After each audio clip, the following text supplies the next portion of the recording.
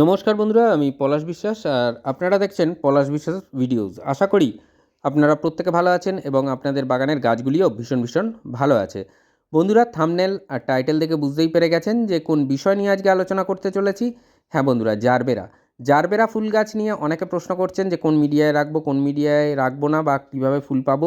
আমি বলবো যে মিডিয়ায় রাখুন না কেন, যদি সঠিক পরিচর্যা হয় করতে পারেন তাহলে গাছও ভালো হবে এবং তার পাশাপাশি আপনাদের কিন্তু গাছে কুঁড়ি ফুল সবটাই পাবেন। আমার কাছে কিন্তু যেমন সিন্ডারে বসানো আছে চন্দ্রমল্লিকা সিন্ডার এবং ভার্মি সামান্য মিশিয়ে বসানো আছে, তেমন কিন্তু একইভাবে মাটির মিডিয়াতেও গাছ রয়েছে। তো দেখুন কতগুলো করে কুঁড়ি আসছে এক একটা গাছে। তো এরকমভাবে কি পরিচর্যা আমি করেছি সিন্ডার মিডিয়ায় কীরকম এবং মাটির মিডিয়ায় কীরকম সেটা আমি বলে দেব। কিন্তু এই দুটোতে পরিচর্যা সামান্য পৃথক, কিন্তু ম্যাক্সিমামটাই এক। যেমন মিক্সড খাবার, টবের মাটিতে যারা মিক্সড খাবার দেবেন তাঁরা কীরকমভাবে কী মিক্সড খাবার দেবেন এবং যারা সিন্ডার মিডিয়ায় দেবেন তারা কিভাবে দেবেন। তো মানে একই হবে মিক্সড খাবার দুটোই। তো এরপর পাশাপাশি যেটা কি সিন্ডার মিডিয়া একটু পাতায়, গাছের পাতায় খাবার বেশি দিতে হয়, যেটা মাটির মিডিয়া অতটা প্রয়োজন পড়ে না, বা সিন্ডারে কিছু খাবার বেশি পরিমাণে দিতে হয় যেটা মাটির মিডিয়ায় অতটা প্রয়োজন পড়ে না। তো কী খাবার আজকে দেখাবো দেবো সেটা আজকের কিন্তু আমি সমস্তটাই হাতে কলমে যেমন দেখিয়ে দেবো তেমন বলেও দেবো। এই দেখুন এইটা আমার কিন্তু এই জারবেরাটা মাটির মিডিয়ায় আছে। তো এই কারণেই বলছি, যদি উচ্চ জল নিকাশিযুক্ত মাটি হয় তাহলে কিন্তু জারবেরা খুব ভালো হয়। আর এই গাছগুলো আপনারা যারা পুরনো ভিউয়ার্স তারা দেখেছেন যে মাটির মিডিয়ায় কতদিন ধরে রয়েছে আমার কাছে। আর অবশ্যই যারা নতুন ভিউয়ার্স তারা পুরনো ভিডিওগুলো চাইলেও দেখে নিতে পারেন। তো আজকের পরিচর্যা, খাবার দেওয়ার ব্যবস্থাপনা সবটাই দেখাবো। তবে সবার আগে যেটা বলবো, জল দেওয়া। যাদের সিন্ডারে গাছ আছে তারা জল তো দেবেন, কোনো সমস্যা নেই, জল বেরিয়ে যাবে, সামান্য কিছু ময়েশ্চার হোল্ড হয়ে থাকবে, যেটা কিনা এই গাছের জন্য খুবই ভালো। দ্বিতীয়ত, যারা মাটির মিডিয়ায় দেবেন তারা খেয়াল রাখবেন যেন মানে মাটির অন্তত টপ সয়েল 2 ইঞ্চি যেন শুকনো হয়, তারপরে আমরা যেন জল দিই, না হলে কিন্তু ফাঙ্গাল ইনফেকশন হওয়ার সম্ভাবনা আছে। আর এই যে আগাছা পরিষ্কার করছি, আপনারাও এইভাবে আগাছা জন্মাতে দেবেন না, বা জারবেরার যে শুকনো পাতা যেগুলো সেগুলোকে বা ফুল এগুলোকে রাখবেন না, এগুলো তুলে ফেলবেন।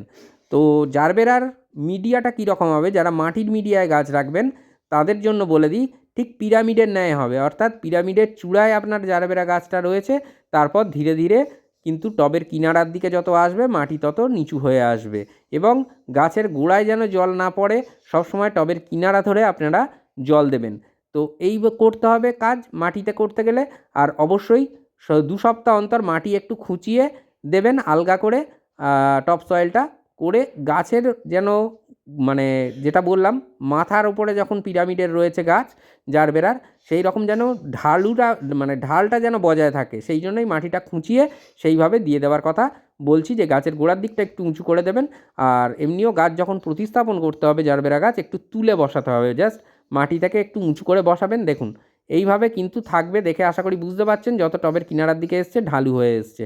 তো এইভাবে আপনারা যদি করেন জারবেরা গাছ কখনো নষ্ট হবে না এবং প্রচুর পরিমাণে ফুল দেবে। তার জন্য তো অবশ্যই খাবার দিতে হবে, কারণ যেহেতু টবের মধ্যে আছে সীমিত সংখ্যক খাবার দিতে হয়, তাই মাটির মধ্যে যখনই খাবার কম পড়ে যায় তখন কিন্তু গাছের বৃদ্ধি থমকে যায় বা ফুল আসে না।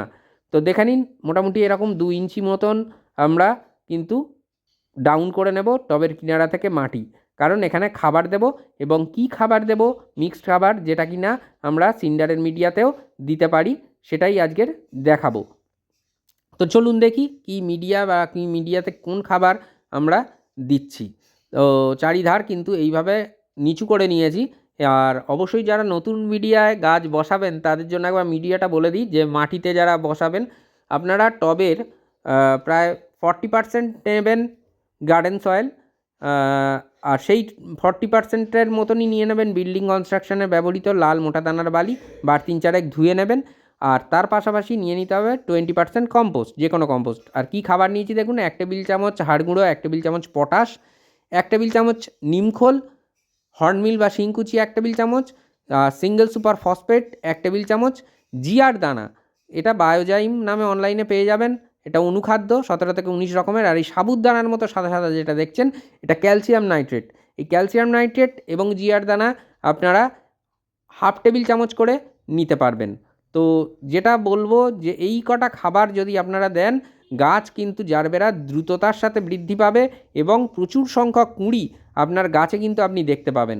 তো বন্ধুরা, এই খাবারটা আপনারা রিপিট করবেন, অবশ্যই রিপিট করবেন, মানে 15 দিন পরে এই একই খাবার একই অনুপাতে আপনারা দেবেন। জাস্ট যখন দ্বিতীয়বার মাসে রিপিট করবেন জানুয়ারি মাসে, তখন যেন আপনারা ক্যালসিয়াম নাইট্রেটটা দ্বিতীয়বারের খাবারে দেবেন না, ওটার কোনো প্রয়োজন নেই। বাদবাকি সব খাবারগুলোই মিক্সড করে দিয়ে দিতে পারেন। ক্যালসিয়াম নাইট্রেটের মধ্যে রয়েছে এটাই যে ক্যালসিয়াম এবং নাইট্রোজেন রয়েছে, যেটা কিনা গাছের বৃদ্ধিতে ব্যাপকভাবে সাহায্য করবে এবং গাছের যে মানে কাণ্ডগুলো থাকবে সেগুলোকে বা পাতাগুলোকে এগুলোকে বড় করে তুলবে। তো যাই হোক, এই যে খাবারটা দেওয়া দেখালাম, এই খাবারটা এবার চারিধার থেকে দিয়ে মাটি চাপা দিয়ে আমরা কিন্তু সামান্য পরিমাণে জল দিয়ে দেবো। আর যেদিন টবের মিডিয়ায় খাবার দেবেন, মাটি যেন হালকা ময়েশ্চার থাকে, অতিরিক্ত ভিজে নয়, হালকা ময়েশ্চার থাকে, এরকম দেখে কিন্তু আমাদের সেই দিন খাবার দিতে হবে। শুকনো যেন মাটি না থাকে, এটা আমাদের মাথায় রেখে দিতে হবে, কারণ খুব বেশি জল খাবার দেওয়ার পর কিন্তু আমরা দেব না। এই সময় দাঁড়িয়ে জারবেরা গাছ ফুল দেবে, প্রচুর পরিমাণে ফুল দেবে। পরবর্তীকালের পরিচর্যাগুলোও আসবে আমার চ্যানেলে, সেগুলোও চোখ রাখতে পারেন। তো দেখুন, খাবার দেওয়া হয়ে গেছে, এবার মাটি চাপা দিয়ে কিন্তু জল দিয়ে দেবো। এই সময়ে জারবেরা গাছে কচি কচি পাতা এবং কুঁড়ি আসে। তো সেই ক্ষেত্রে আমাদের মাথায় রাখতে হবে যে পোকামাকড়ের আক্রমণও কিন্তু হবে।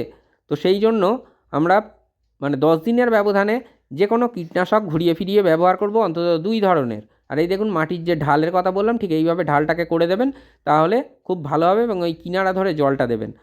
আর সপ্তাহে একবার করে নিম অয়েল গাছের পাতায় স্প্রে করতে পারেন, খুব ভালো থাকবে। পোকামাকড়ের আক্রমণ সেভাবে হবে না, ফাঙ্গাসও অনেকটা না লাগার চান্স থাকবে। আর এই সময় জারবেরা গাছে অতটা ফাঙ্গাল ইনফেকশন হওয়ার সম্ভাবনা থাকে না। তো যাই হোক, তাও সব মাসে একবার করে আপনারা ফাঙ্গিসাইড স্প্রে করে দিতে পারেন গাছের পাতায় এবং মিডিয়ায় কিছুটা দিয়ে দিতে পারেন। তো যাই হোক, এই পরিচর্যাটা কীটনাশকের মানে পোকামাকড়ের হাত থেকে বাঁচাতে গিয়ে করতে হবে আপনাকে, এবং ফাঙ্গাস লাগার হাত থেকে বাঁচাতে গিয়ে করতে হবে। আর জল যেন গাছের পাতায় বা ফুলের উপরে না পড়ে, সেটাও খেয়াল রাখতে হবে। নাহলে কিন্তু মানে মানে পচে যাওয়ার একটা সম্ভাবনা থাকবে। তো এই খাবার দেওয়ার পরে ঠিক 3 দিন পরে আপনারা হিউমিক অ্যাসিড টবের মিডিয়ায় দিয়ে দেবেন।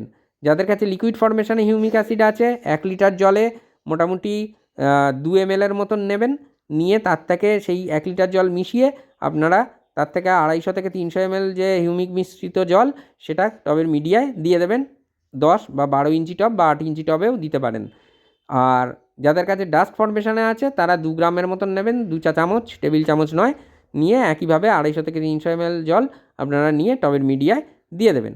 তো এইভাবে পরিচর্যা করলে আপনার জারবেরা গাছ দুর্দান্তভাবে বেড়ে উঠবে এবং অজস্র কুঁড়িতে, অজস্র ফুলে আপনার গাছ কিন্তু ভরে যাবে। তো জারবেরা একটা খুবই মানে শীতকালের জন্য খুবই একটা ভালো ফুল, বা আমার তো অতি প্রিয় ফুল এই জারবেরা। আশা করি যারা জারবেরা প্রেমী আছেন তারাও জানেন, আমার সাথে সহমত হবেন। তো এইভাবে পরিচর্যাটা করতে হবে। যেদিন খাবারটা দেওয়া হলো তার ঠিক 2 দিন বাদে যে কোনো একটা পিজিআর বা প্ল্যান্ট গ্রোথ রেগুলেটর আপনারা গাছে একটাই স্প্রে করে দিন। এটা মাসে একবারই করলে হবে। আমি বুস্টার 2 দেখাচ্ছি মানে যে এটাই ব্যবহার করতে হবে এমনটা নয়। যে কোনো পিজিআর বা প্ল্যান্ট গ্রোথ রেগুলেটর ব্যবহার করতে পারেন, মিরাকুলানও হতে পারে। যে কোনো পিজিআর যেটাই আপনাদের কাছে সহজলভ্য সেটাই ব্যবহার করবেন।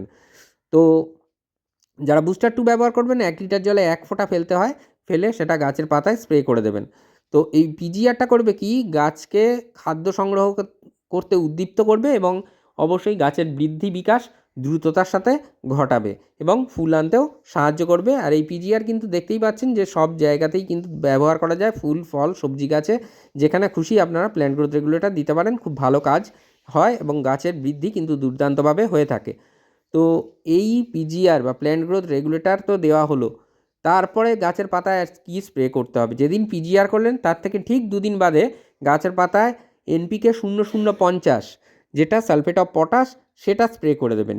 যেদিন সালফেট অফ পটাশ স্প্রে করলেন তার থেকে 2 দিন পরে গাছের পাতায় একটা মাইক্রোনিউট্রিয়েন্ট, আমি বায়োভিটা এক্স দেখাচ্ছি মানে এটাই দিতে হবে এমনটা নয়, যে কোনো মাইক্রোনিউট্রিয়েন্ট আপনারা দিতে পারেন। সাগরিকা হতে পারে, অল ইন গোল্ড হতে পারে, অল ইন গোল্ড সুপার হতে পারে, অ্যাগ্রোমিন গোল্ড হতে পারে, অ্যাগ্রোমিন ম্যাক্স হতে পারে, বিভিন্ন যত রকমের মানে আছে, যে কোনো একটা অনুখাদ্য বা মাইক্রোনিউট্রিয়েন্ট আপনারা গাছের পাতায় স্প্রে করে দেবেন। এইভাবে যদি স্প্রে করেন দেখবেন যে পরিচর্যা বললাম সেইভাবে যদি করতে থাকেন, তাহলে দুর্দান্ত রেজাল্ট আপনারা কিন্তু আপনাদের গাছ থেকে পেয়ে যাবেন। আর অবশ্যই যখন 15 দিন পরে দেবেন ওই পিজিআর ছাড়া বাদবাকি সবটাই কিন্তু স্প্রে করতে হবে। তো এইভাবে কেয়ার করুন, প্রচুর পরিমাণে ফুল আপনার জন্য অপেক্ষা করে থাকবে, এটা আমি কথা দিয়ে গেলাম। তো আজকের মতো এ পর্যন্তই, আবার আসছি আগামীকাল ঠিক সন্ধ্যে 6টায়। ততক্ষণ সকলে সুস্থ থাকুন, ভালো থাকুন, আর অবশ্যই দেখতে থাকুন পলাশ বিশ্বাস ভিডিওস। মন থাক চিরসবুজ, পৃথিবী হোক সবুজময়, এই বলে আজকে এখানেই সমাপ্ত করছি। আবার আসছি আগামীকাল সন্ধ্যে 6টায়। খুব ভালো থাকবেন সকলে। Happy gardening. নমস্কার বন্ধুরা।